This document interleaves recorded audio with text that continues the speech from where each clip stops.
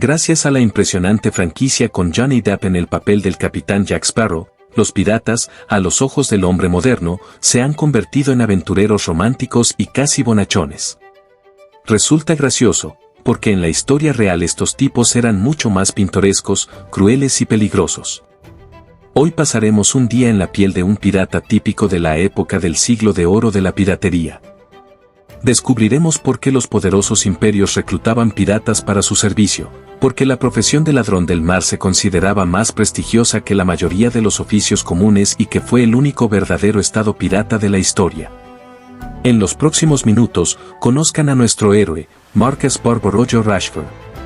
Al igual que los comediantes de stand-up actuales, los piratas solían insertar un apodo en medio de su nombre. Algunos, como Bartolomé el Portugués, incluso abandonaban su apellido y usaban en su lugar el nombre de su país o ciudad natal. A menudo los apodos los inventaban los propios compañeros de tripulación. Un ejemplo clásico es el legendario pirata argelino apodado Cabeza Muerta. Nada de misticismo, simplemente era completamente calvo, y sus colegas bromeaban diciendo que su cabeza parecía un desierto donde ni un solo cabello podía crecer. A nuestro Marcus, en cambio, sus amigos le dieron el apodo de Barbarroja por su brillante barba roja. Los apodos basados en la apariencia eran los más populares: largo, gordo, traviesa, diente fuerte. El océano ofrecía opciones para todos los gustos. Aunque algunos no se complicaban y simplemente usaban nombres falsos. La piratería, en general, no tiene límites temporales claros. Los piratas han existido siempre, desde los asaltantes primitivos en balsas hasta los somalíes actuales con fusiles Kalashnikov. Incluso en la Odisea de Homero, hace 3000 años, ya se mencionan piratas. Los fenicios surcaban el Mediterráneo, y su principal botín no eran tanto los barcos como los asentamientos costeros. Capturaban a los habitantes y los vendían como esclavos. En épocas posteriores, la línea entre piratas y comerciantes era muy difusa. Cualquier mercader llevaba una tripulación armada, y si aparecía un barco pequeño, simplemente lo capturaban y revendían la carga. Y si no había botín, el mismo barco comerciaba tranquilamente y ganaba dinero de forma honesta. Incluso el gran Julio César fue capturado una vez por piratas cilicios para pedir rescate. Tras pagar, César organizó personalmente la ejecución de aquellos desdichados. Fue más o menos en esa época cuando la piratería empezó a considerarse uno de los crímenes más graves. Pero los estados se dieron cuenta rápidamente, era mejor reclutar a los piratas y dejar que hicieran el trabajo sucio mientras las manos oficiales permanecían limpias. Especialmente en tiempos de guerra, estos bandidos que conocían el mar como la palma de su mano se convertían en una auténtica salvación. De ahí surgieron nombres conocidos: filibusteros, corsarios, bucaneros, privados. Todos estos términos nacieron en distintos países, pero en esencia significaban lo mismo: piratas legalizados. Francia, Holanda, Inglaterra y otras potencias en guerra otorgaban patentes. Aquí está la lista de barcos que puedes atacar y aquí el documento que te protege en tu territorio. Con este permiso, los piratas entraban tranquilamente en los puertos reales, reabastecían provisiones y eran considerados personas respetables. Se conocen cientos de casos en los que antiguos bandidos pasaron a la marina y ocuparon altos cargos. El ejemplo más llamativo es Sir Francis Drake. Saqueó galeones españoles y una vez envió a la reina Isabel un modesto regalo equivalente a 2 presupuestos anuales de todo un país. Como resultado, fue nombrado caballero, hecho ciudadano honorario de Inglaterra y protegido oficialmente de los españoles. Nuestro Marcus Rashford, apodado Barbarroja, es por supuesto una figura más modesta. Estamos en el año 1718, que muchos consideran el último verdadero año del siglo de oro de la piratería, ya que poco después la mayoría de los capitanes libres fueron eliminados. Pero de eso hablaremos más adelante. Por ahora, veamos el entorno de nuestro héroe. Su pequeño barco se encuentra en Nassau, una ciudad en la isla de New Providence, que aún hoy es la capital de las Bahamas. Marcus no está aquí por casualidad. Es un miembro de pleno derecho de la Hermandad de la Costa. En 1706, los Piratas Unidos prácticamente se apoderaron de las Bahamas y Nassau se convirtió en la capital de la llamada República Pirata. Incluso tenía su propia bandera. Desde el punto de vista del derecho internacional, las islas pertenecían a Inglaterra, pero la administración británica huyó, y los ataques de españoles y franceses eran repelidos fácilmente gracias a los barcos y al fuerte. En libros y películas abundan las leyendas sobre estados piratas, pero la República Pirata de Nassau es el ejemplo más grande y real de todos. Márquez comanda un barco llamado Entrega Feliz. A los piratas realmente les encantaba dar nombres llamativos a sus naves. El investigador Marcus Rediker, en el siglo XX, analizó los nombres de barcos piratas, en el 18% aparecía la palabra venganza, en el 15% se añadía errante, y en otro 10% había referencias al poder real. Un clásico es La venganza de la reina Ana de Barbanegra, donde hay tanto venganza como reina. Estos nombres se elegían principalmente para ejercer presión psicológica sobre las futuras víctimas. La Entrega Feliz de Márquez no es una excepción, solo que en clave irónica. Su barco es 10 veces más pequeño que el de Barbanegra y lleva solo unas 3 decenas de hombres. Pero ahí está la clave, su tamaño reducido permite embestir rápidamente a la víctima y pasar de inmediato al abordaje a pie a través de las bodegas.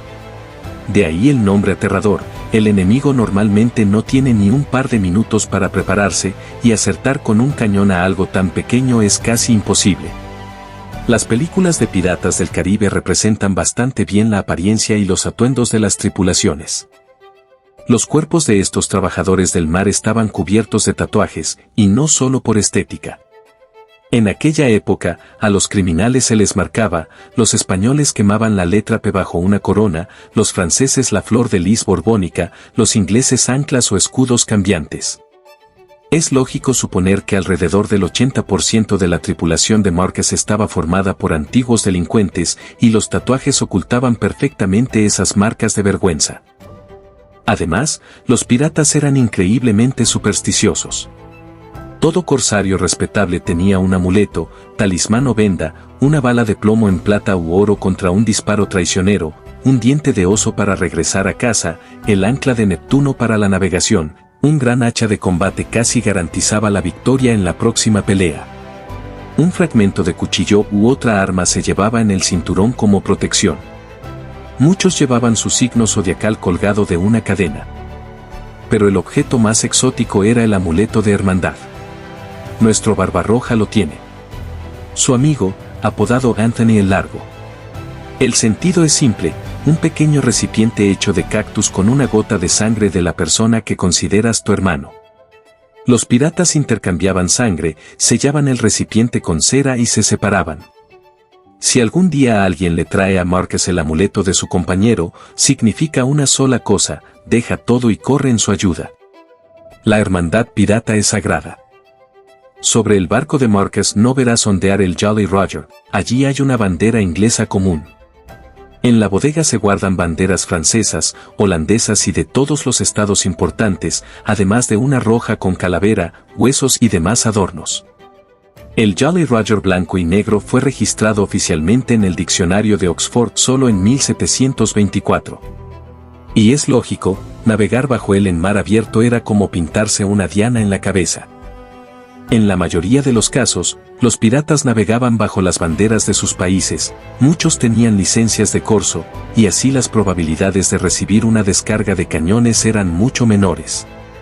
Y si había que robar a un francés, lo más fácil era acercarse bajo bandera francesa, sin dar tiempo a reaccionar, y solo después izar la propia. En el cuaderno de bitácora del capitán Richard Hawkins, capturado en 1724, se explica, si los piratas navegan bajo una bandera negra como el Jolly Roger, todavía pueden aceptar una rendición sin combate. Pero si es roja, no habrá piedad, prepárate para morir. El golpe sorpresa siempre fue crucial para los piratas, la máxima probabilidad de victoria. Por eso Márquez suele acercarse a los barcos españoles precisamente bajo bandera española, para que nadie sospeche nada. En el lugar más visible del barco cuelga un código, firmado por toda la tripulación. Uno de los primeros en introducir esta práctica fue el legendario Henry Morgan, un saqueador brutal que acabó convirtiéndose en vicegobernador de Jamaica gracias a las autoridades inglesas. Las penas por violar el código a veces eran mortales. Cada capitán podía redactar su propio conjunto de reglas, y la tripulación lo firmaba. Las películas sobre Jack Sparrow exageran un poco, no existía un código pirata único para todos. Alrededor de los piratas existen varios mitos. El más popular es la borrachera constante. Sí, tipos como Barbarroja disfrutaban de beber, pero en la mayoría de los barcos en alta mar regía la ley seca. El trabajo del pirata requería máxima concentración, una tripulación borracha podía irse al fondo con la primera tormenta. Lo mismo con los juegos de azar, los adoraban, pero solo en los puertos y en tierra firme.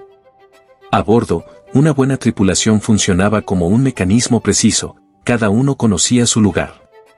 Las vendas en el ojo también existían, pero los científicos creen que los piratas se tapaban un ojo a propósito antes de bajar a una bodega oscura, para que se adaptara más rápido a la falta de luz.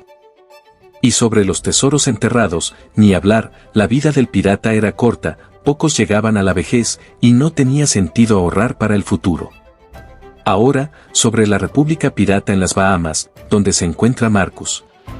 En 1706 se dio una situación interesante, las grandes guerras entre potencias terminaron, los estados entendieron que negociar en una mesa era más barato que luchar en el mar. La necesidad de piratas al servicio del rey desapareció, y comenzaron a cazarlos poco a poco.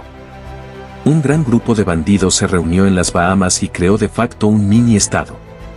El habitante más famoso fue Edward Teach, apodado Barba Negra. Allí vivían también una decena de corsarios temibles. Todos estaban unidos por la libertad. Nuestro Barbarroja podía saquear barcos y regresar a casa para descansar y recuperar fuerzas. Pero esa misma libertad acabó destruyendo la República. Ni siquiera tenía un gobernante real, en el papel figuraba Benjamin Hornigold, pero el cargo no significaba nada. No había tribunales ni leyes, solo anarquía pirata. Cuando en 1717 Inglaterra recordó que legalmente poseía las islas, nadie luchó por la independencia. Los británicos optaron por una jugada astuta, enviaron al antiguo corsario Woodes Rogers, ahora gobernador militar. Trajo consigo un verdadero tesoro, la amnistía real.